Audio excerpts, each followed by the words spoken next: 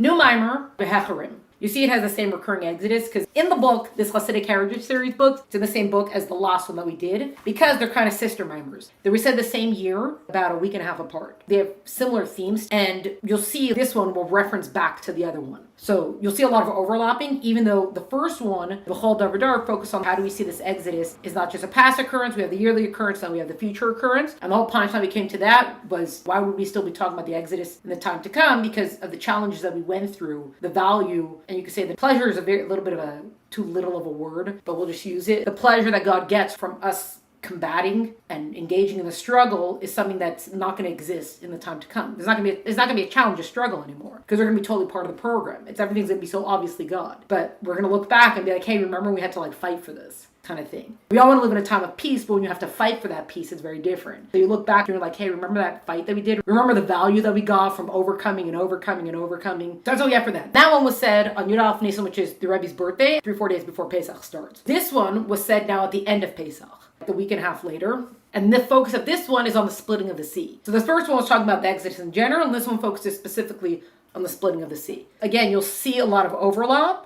It's going to get to the same question of the splitting of the sea is a miracle that's connected to the Exodus. What's the deeper meaning? What's the spiritual meaning of the splitting of the sea that's still going to be relevant in the time of the Messianic redemption? What's going on here that's going to be relevant that makes it comparable for us to speak about in the time to come? Very similar themes. This is the verse that this is based on, and this actually comes from the book of Yeshaya. So the book of prophets, the book of Isaiah. And it says, V'hecharim Havaya. So you remember, Elokim and Havaya. Two different names referring to two different aspects of God. V'hecharim Havaya, as Hashem Yam Mitzrayim. Hashem is going to dry up the bay of the Egyptian sea. V'henif Yado al anar. He's going to lift his hand over the river. Bayam, Brucho, Vikao, L'Shiva Nechalim. The strength of his spirit, he's going to strike it into 7 streams. God's going to dry up the bay, he's going to lift up his hand, and the river is going to split into 7 streams. Vaisa Mesil Shar Amo. This is a few different verses, and we're only taking parts of it specifically to focus on. There's going to be a path for the remnant of his people. As it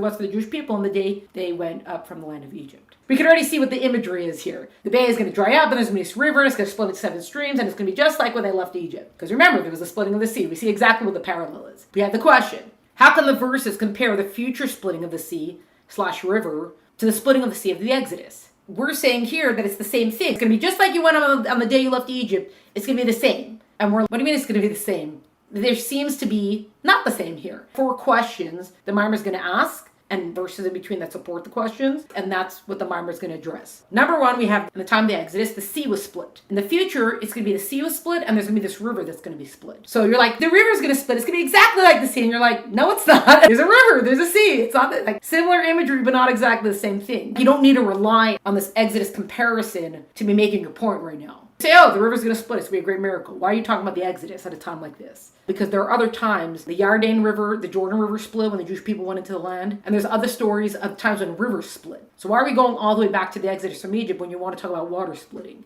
The other question, we have the Yam Suf, which is the Sea of Reeds, the Red Sea, split into 12 lanes, into 12 pathways. The river is going to split into 7. It says it's going to split into 7 streams. This is from Tehillim, Goza Yam Suf L'Gzarim, who split the Sea of Reeds into sections. What were these sections that it was split into? Rabbi Eliezer says, Bayom Shamar Kadosh Baruch Hu Kava Mayim Ba Bayom Nifko Mayim V'Nasu Shnei Masar Chalakim Keneged Shnei Masar Shavatim. On the day when he said, let the waters be gathered together, which is actually going back to the creation, on that very day where the waters congealed, so all the waters came together, and they were made into 12 valleys, corresponding to the 12 tribes. So they say that when the sea split, it split into 12 because each tribe had their own pathway to walk through. Because each of the tribes represented a different pathway in the service of God. The service is all the same thing. It's just different approaches to the service. It's all focusing on Torah true Judaism.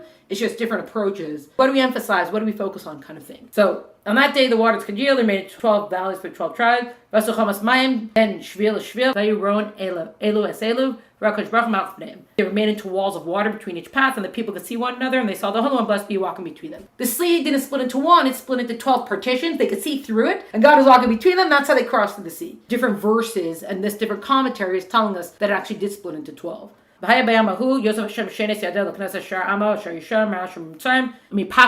Mikush, Me'elam, Mishinar, Mechamas. Shall come to pass on that day, Hashem shall continue to apply his hand a second time to acquire the rest of his people. They remain from Assyria, and from Egypt, and from Passover, and from Cush, and from Elam, and from Shinar, and from Hamas. This verse that we just did also comes from Isaiah, comes from the same section. These verses are all talking about the same time. So we know this is going to split into 7 because it's gathering up the remnants of the people that were all exiled to these different places, and now they're all going to come together. That's why we have these 7 countries. It tells us the exact 7 directions they're all coming from. These people have to cross over the river to get to the land. When the Yam Suf split, the Sea of Reeds, the Red Sea split, is split into 12 pathways because of the 12 tribes. Again, you're comparing them, but it's not an exact comparison. The point is not to say, oh, look, the water's going to split just like it split then. Be like, look, splitting water, splitting water. If we're talking about the Messianic times and the great miracles that are happening, why are we going all the way back to the Exodus from Egypt? That's the underlying question that we had in the previous Maamar also. Number 3, in the future redemption, it's going to have great miracles that were not seen at the time of the Exodus. For example, and this is from Isaiah.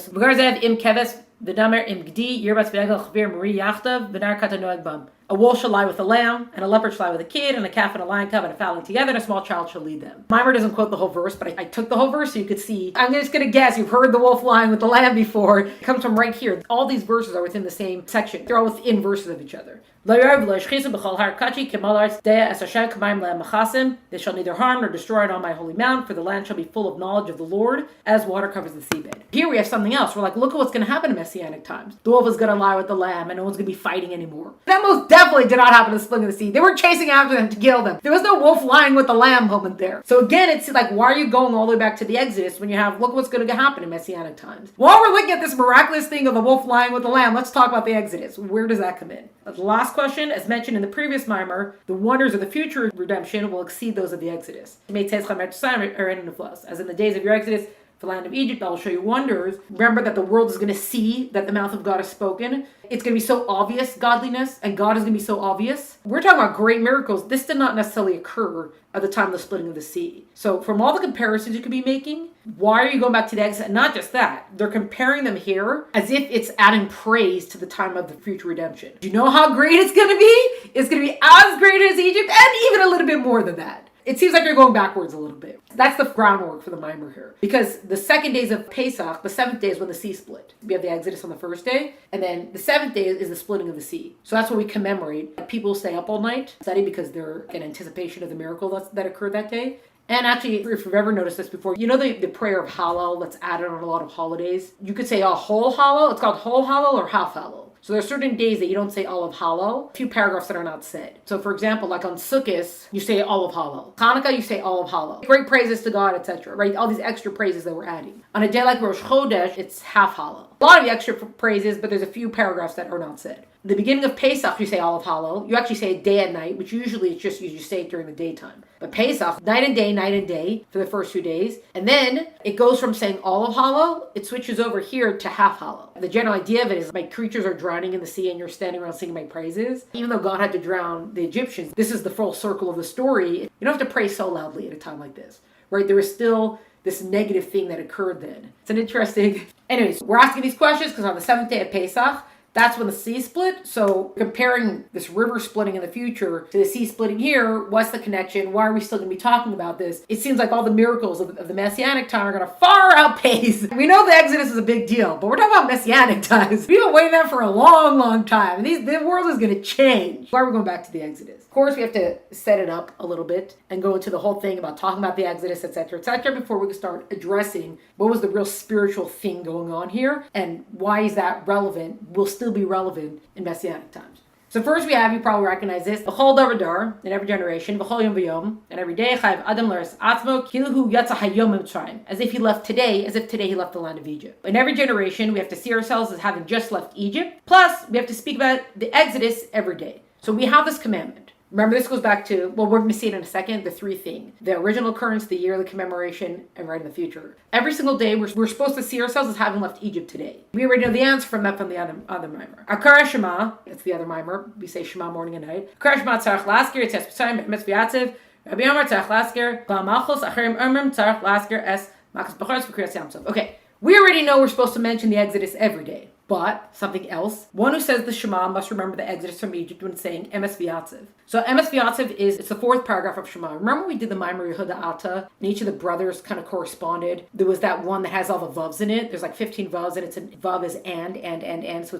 it's attachment. So here Emes v'yatziv, that would be the paragraph of Shema that Levi aligns with. It says when you say this, you're supposed to think about the Exodus. So fine, we know about the Exodus at Shema. Rabbi Yehuda says that one must remember the Davidic kingship. Acherim say that one must remember the death of the firstborn and the splitting of the Red Sea. Okay, so here's where the new twist comes in. Not just the Exodus, but you also have to remember the splitting of the sea. So don't just remember, oh, look, we're free. But remember what came next also. We had the splitting of the sea situation. Okay. This is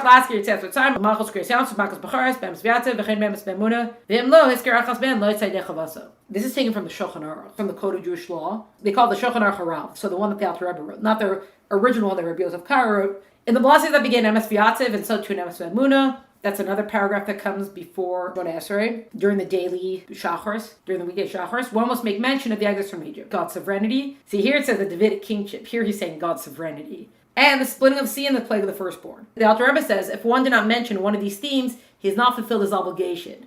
And he basically has to repeat the blessing. What are we getting at? When we talk about you have to remember the Exodus every day, it includes the splitting of the sea. To the point where it's saying here in Shulchan Aruch, if we don't remember the splitting of the sea, then we haven't remembered the Exodus from Egypt. There's actually a few words at the end of that paragraph there, so it brings it into the Hebrew. That way, we fulfill the obligation. This is what we're leading to. The Exodus and the splitting of the sea aren't just separate miracles, but they're connected. Not least because the Exodus was complete with the drowning of the enemies. So on a basic level, we could say, oh, the splitting of the sea completed the Exodus, because you can say, oh, look, we all left. And that's great. Then all of a sudden it's like, wait, they're chasing us. So, that's not a real freedom. Not until they knew oh, no, they're not coming back. Okay, now we're definitely free. Breathe easy. Some of the commentaries say that once they made it safely out of the water, they actually saw some of the bodies, or all the bodies, whatever it was, came up on the shore. Because it was not wait a second, where'd they go? Until we see that these guys are gone, we don't trust that they're not chasing us anymore, sort of thing. So it says that they were actually shown, no, look at all the bodies here. We're going to just keep solidifying this point. This is actually also from Shulchan Aruch. On the 7th and 8th days of Pesach, it is customary to refer to the festival as the season of our freedom, Zman Cherusenu, in the Shemona Esrei and in Kiddush, as it's done on the first days of the festival. The point that's being made again is that the splitting of the sea is attached to, completed, connected to the actual Exodus from Egypt. On the one hand, it's its own miracle that occurred, this great miracle that occurred of oh my God, did we just see that? This waters are what just happened here? But at the same time, it's still connected to the actual Exodus. It's still part of it. It's a continuation of it. So this we understand. We have our questions. We tied the Exodus miracles together. Now, of course, this should be rather familiar to us. Looking at the Exodus, this is going back to things that we mentioned in the other maamer, with a little bit extra to it. We know that we have the 3 levels of the Exodus of remembering it. There's the original occurrence, when it first happened, the first Exodus. First time went out of Egypt, that's when Hashem revealed himself and redeemed the people. God's like, here I am, let's go. In other words, in the colloquial, this is me. We're getting out of here. Vamonos, people. Second, the yearly commemoration that we know that's on the 15th of Nisan. These are actually words from the Megillah. It says, Vayam me'ela niskarim v'nasim. And these days shall be remembered and kept. So if you look at the words, that fourth word, v'nasim, nasim means to do, to accomplish something. How do you accomplish something in your remembering? Because when you properly commemorate, proper commemoration of the past brings about a spiritual recurrence in the present. Time is circular in the sense that every year, on the 15th of Nisan, when we sit down to the Seder and stuff like that, we're actually reliving the spiritual exodus of Egypt. And not just in the way that we spoke about in the Maamar, about every day we're setting ourselves free and breaking limitations. But the actual exodus is occurring on a spiritual dimension when we sit and we remember. That happens with all events of the past and all the events that we celebrate and commemorate. Shavuos, the giving of the Torah. So it's not just, oh, look, the giving of the Torah. There's a spiritual reoccurrence that happens on the day that we commemorate and we keep it. So when we keep it properly, we're hey, we're all coming for the Seder now, we're going to talk about the miracles, etc. It is actually occurring in the spiritual realm. So that's what we mean by yearly commemoration. It's not just woohoo, more wine. There's a reoccurrence that's happening. Also, every day we have to see ourselves as having left Egypt this day. I have to see myself today that I left Egypt, which we know also bring out limitations. The Exodus is supposed to be something that's real to us in that sense. Let my people go so they may serve me. Then, of course, we have the Messianic times as a Mashiach when God says, I'll show you wonders. That's because there's an element of the Exodus in the future redemption that makes them comparable somehow. That somehow we're going to say, oh, the future redemption is going to be just like the Exodus, even though it's going to be on a greater scale, which we actually have here. The Gemara says, the fundamental dispute between Ben Zoma, the sage Ben Zoma, and the sages appears in the Mishnah, and the Braita states its continuation. The position of the sages is all the days of your life. When it says all the days of your life, refers to this world of the days of Mashiach. We actually did that last time. This is actually not specifically in the text. It's kind of giving us background for why it's saying this. It's on the Braita that Ben Zoma said to the sages, and is the Exodus from Egypt mentioned in the days of Mashiach? When Mashiach comes, we're going to be talking about the Exodus.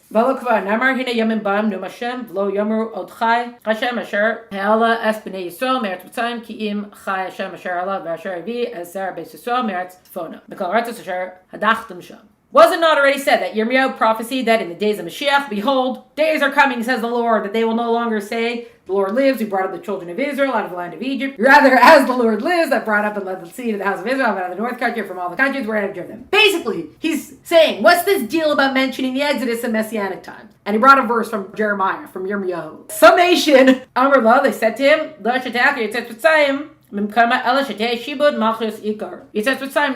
so the sages rejected this claim. They said to him that these verses do not mean that in the future the exodus from Egypt will be uprooted from its place and will not be mentioned anymore. Rather, redemption from the subjugation of the kingdoms will be primary and the exodus from Egypt will be secondary. As in, Ben Zoma is saying, why are we still going to be talking about the exodus when Mashiach comes? Are we going to say all these things that Jeremiah prophesied about? Like, forget the exodus. We moved on from there. We're on to the next thing. And the sages are like, no, we're still going to talk about the Exodus. It's just going to be secondary to the Messianic redemption. So we're like, oh, wow, look at all these great miracles. That's number one, highlight. And also, by the way, remember also the Exodus from Egypt kind of thing. Interesting stuff's going on here. We know the question, assumedly, because we saw it already from the last time. But we understand that we're asking a question, like, why are we bringing it back up again? So now, we have the 3 levels of the Exodus. Now look at the 3 levels of the splitting of the sea. It says, this is a verse from Tehillim,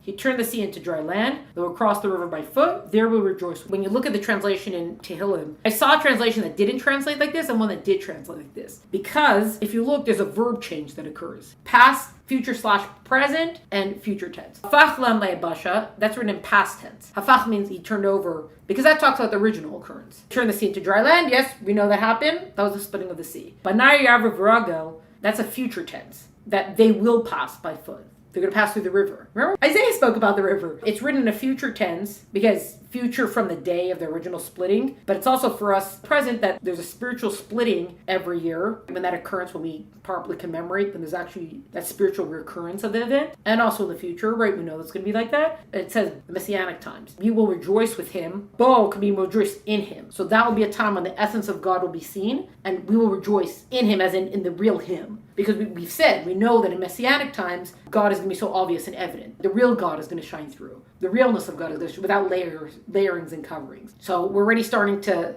we're setting up the answer now to already see that when we talk about the splitting of the sea, we see already that we have these 3 dimensions of it. And just to give you a sneak peek about where we're going to go to it, what we're going to see next is that we're actually going to have a whole question that if you look at a map, the sages, you can look at it in the commentaries, they trace out the splitting of the sea. They didn't have to split the sea to go to the land of Israel. It's not actually on the way, which is part of why Pharaoh was like, oh, look, they're getting all mixed up. Not that. A lot of the sages say that they went through the sea and they came back out on the same shore, just farther down the line. So they basically just like looped it. You know, they kind of like made a boomerang. What's going on here? God could have done anything. Why did he have to send them through a sea? Part of what we're going to see is that going through the sea was not just a like, oh, well, look, let's find a way to drown the Egyptians, but there was a spiritual transformation that was occurring. And that spiritual transformation, that's the real story of what was going on. And that spiritual transformation that set them up then for the giving of the Torah, that's going to be the enduring factor of the splitting of the sea.